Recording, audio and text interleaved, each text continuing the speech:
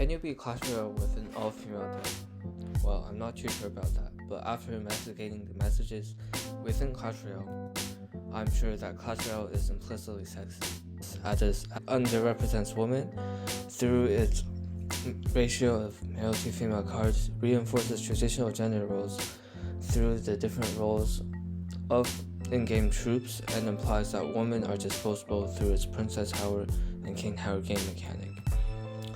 Clash Royale is a mobile game that was released in 2016 and is worldwide and available on all platforms. Because of that, it has had a large impact on our community.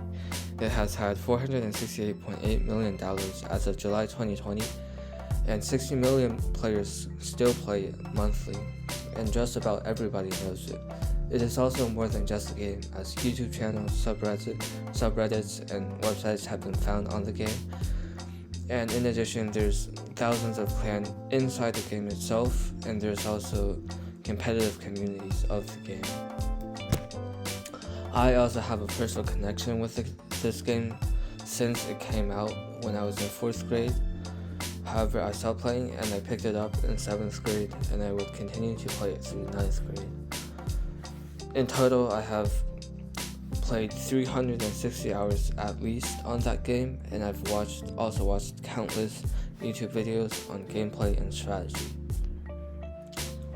Now, the first reason why Clash Royale is implicitly sexist is because it underrepresents women through its ratio of male to female cards. In our world, the ratio of male to female is 1:1, but however, in Clash Royale, the ratio is 2:1. In the 77 troops, 29 were male and only 14 were female. And this suggests that women aren't as important as men. If women were important, then the ratio would be 1:1 and women would have more representation. In addition, it also implies that women aren't strong enough to fight, because Clash Royale is a fighting game and it's all about trying to take down your opponent's towers. The second reason why Clash Royale is implicitly sexist is because it reinforces traditional gender roles, such as women being support units. Some examples are archers, witch, princess, and fire cover within the game. And you would place these support units behind tanks to deal damage while the tanks absorb the damage. And it just happens to be that all of the tanks are male, such as Giant, Mega Knight, and Royal Giant. And out of the 21 conditions, which are cards you would use to actually deal damage to your opponent's tower, 2 are female, 3 Musketeers and Ram Rider, and 9 out of the 21 win conditions are male. All of this reinforces the traditional gender role of women being support and men actually doing and being on the front lines. This also reinforces stereotypical occupations such as archer being female, knight being male, and archer being male. Finally, Clash Royale is sexist as it implies that women are disposable through its King and Princess Tower game mechanic. To win a game in Clash Royale, you must take down more towers than your opponent before the timer runs out.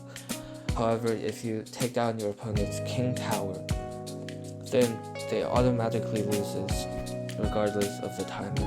And this led to strategies called beatdown, which people would sacrifice one of their princess towers in order to build up a huge push that would take down their opponent's King Tower. And this strategy implies that the princess females are basically disposable as they are sacrificing them, and suggests that females, the princess towers, aren't as important as men. And it also reinforces the stereotypical occupation that women should be supporting men as princess towers are defending the King Tower in this case.